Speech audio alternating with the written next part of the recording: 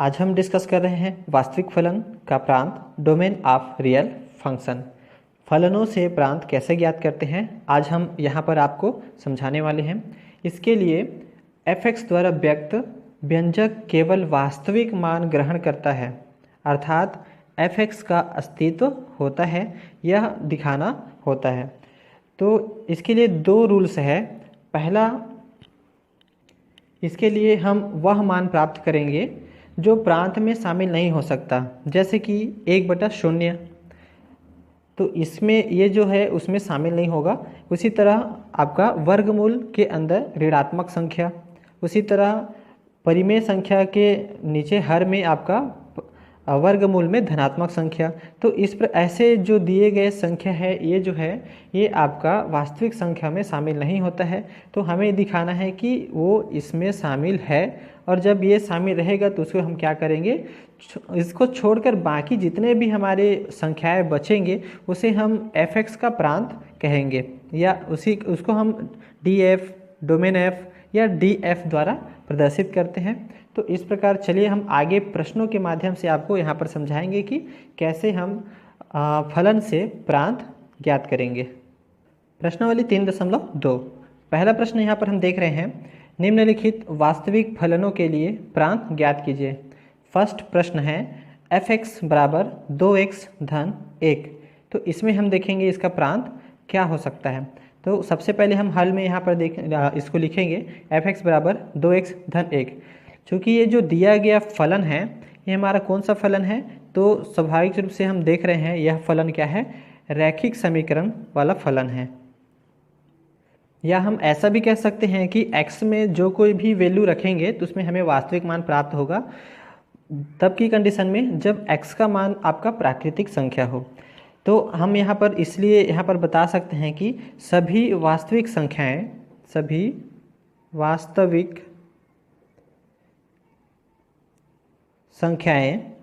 x belongs to R के लिए परिभाषित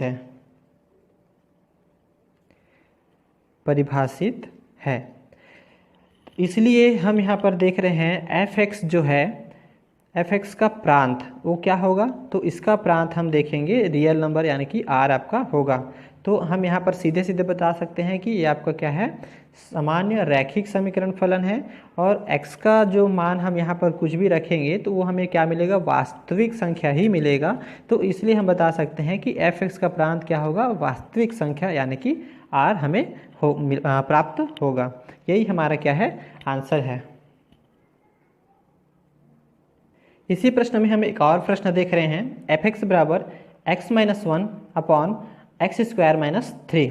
तो सबसे पहले हम इसे एक बार जरूर यहाँ लिखेंगे, f(x) = x-1 अपॉन x² - 3, जो कि यह जो दिया गया फलन है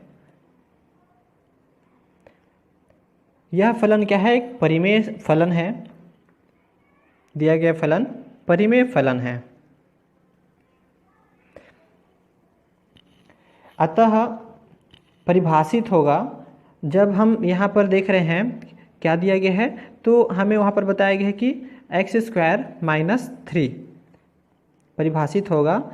जो x² - 3 है इसका जब वैल्यू क्या हो जाए, 0 के बराबर ना हो, यानी कि ये वैल्यू अगर 0 के बराबर होता है तो हमने ऊपर आपको कंडीशन बताया था कि वो क्या होना चाहिए, 1/0 ना हो। इसलिए अगर ये 0 हो जाता है तो उस कंडीशन में 0 को छोड़ करके बाकी सभी जो संख्या है वो क्या होगा, तो उस प्रांत में शामिल होगा।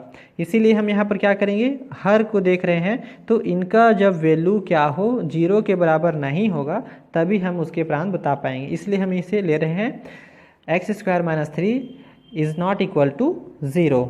इसलिए अब इसको हम जब सॉल्व करेंगे तो हमें यहाँ पर क्या मिल जाएगा, देखिए -3 को इधर हम पक्षांतर करेंगे तो यहाँ पर हमें प्राप्त हो जाएगा x² is not equal to 3।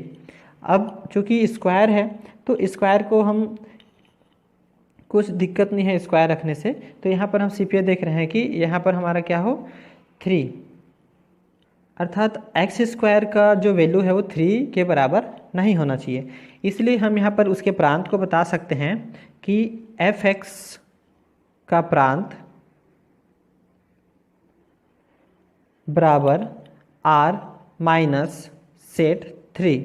यानी कि यह कह सकते हैं कि जो भी हमारा जो संख्याएं हमें प्रांत के रूप में मिल रहा है उसमें जो 3 है वो क्या है, प्रांत में शामिल नहीं रहेगा, यानी कि r माइनस सेट 3। तो ये आपका क्या हो जाएगा, आंसर हो जाएगा।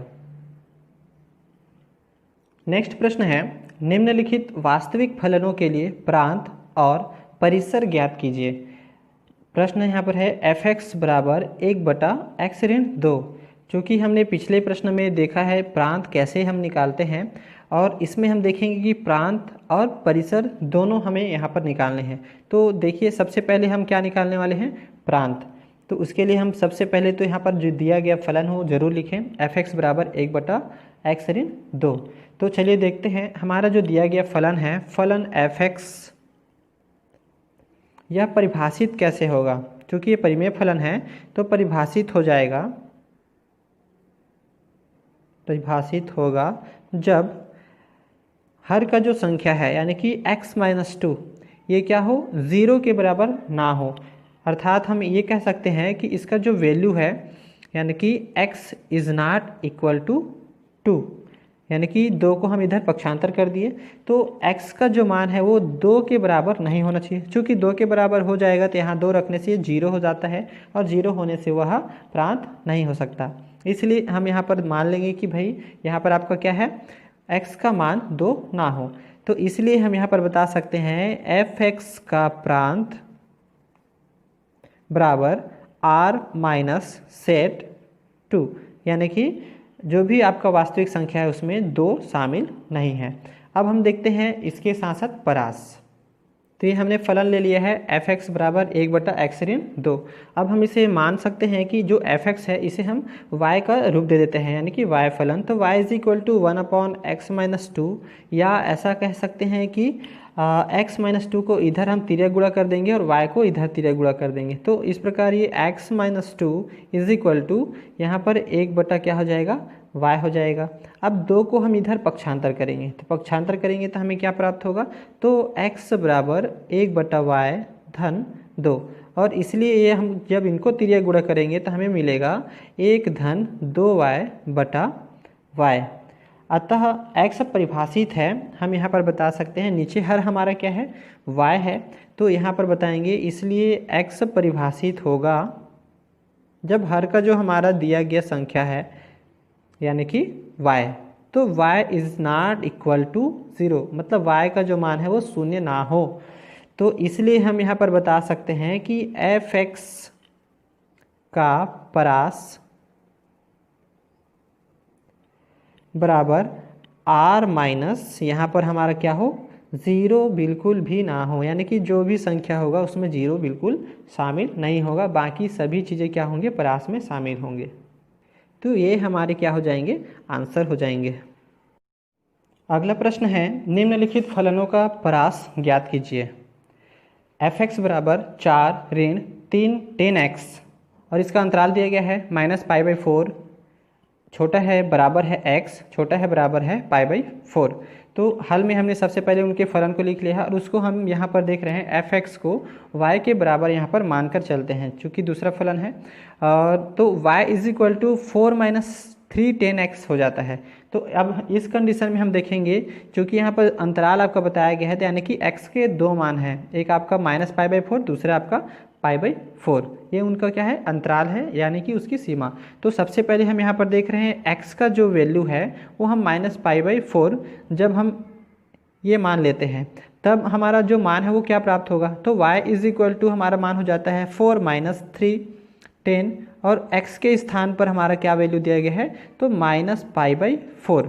और चूँकि 10 - थीटा ये हमारा जम रहा है, तो 10 - थीटा का जो मान होता है वो हमें होता है कि -थीटा हो जाता है -10 थीटा। चूँकि 10 - थीटा है तो ये हमें प्राप्त होगा -10 थीटा। यहाँ पर हम लिख सकते हैं चूँकि 10 - theta is equal to -10 theta. तो यहाँ पर बताएंगे 4 - 3, यहाँ पर हो जाएंगे माइनस के बजाय प्लस, तो यहाँ पर हो जाएगा 4 + 3 10 π/4। 4। अब चूंकि 10 π/4 का वैल्यू क्या होता है, तो 10 π/4 का वैल्यू होता है 1, यानी कि 3 × 1 हो जाएगा यहाँ पर। इस प्रकार y का वैल्यू हमें क्या मिल रहा है, तो 4 और 3, तो यहाँ पर हो जाएंगे टोटल 7। तो ये हमारा क्या है, y का वैल्यू। अब हम देखते हैं पुनः दूसरा, जब हमारा यहाँ पर दिया गया है x का मान π/4 है, तो उसमें हमारा मान क्या प्राप्त होता है। तो जब पुनः यहाँ देख सकते हैं, पुनः जब x = π/4, तब y का जो वैल्यू है y = 4 - 3 10 π/4, यानी कि यहाँ 10 थीटा है, तो यहाँ पर हमारा सीधा सीधा है, यहाँ पर कोई आपका फार्मूला नहीं लगता है, तो यहाँ पर हो जाएंगे 4 - 3 और 10 π/4 का वैल्यू आपको पता है क्या होता है 1, इसलिए यहाँ पर हो जाएंगे 4 - 3 और इसका मान हमें प्राप्त हो जा रहा है 1। तो इस प्रकार हमें y का मान क्या प्राप्त हुआ, 1 प्राप्त हुआ। तो हम इसका जो रेंज है यानी कि परास है वो हम क्या बता सकते हैं, तो रेंज f = इसका जो वैल्यू है वो क्या हो जाएगा 1 और यहाँ पर आपका दिया गया है 7, यानी कि 1 और 7। तो ये हमारा क्या है, परास है और ये आपका आंसर है। इसी तरह आप नेक्स्ट प्रश्न को और बना करके जरूर देख सकते हैं, बहुत ही सरल और अच्छे प्रश्न हैं और परीक्षा में भी पूछे जाते हैं।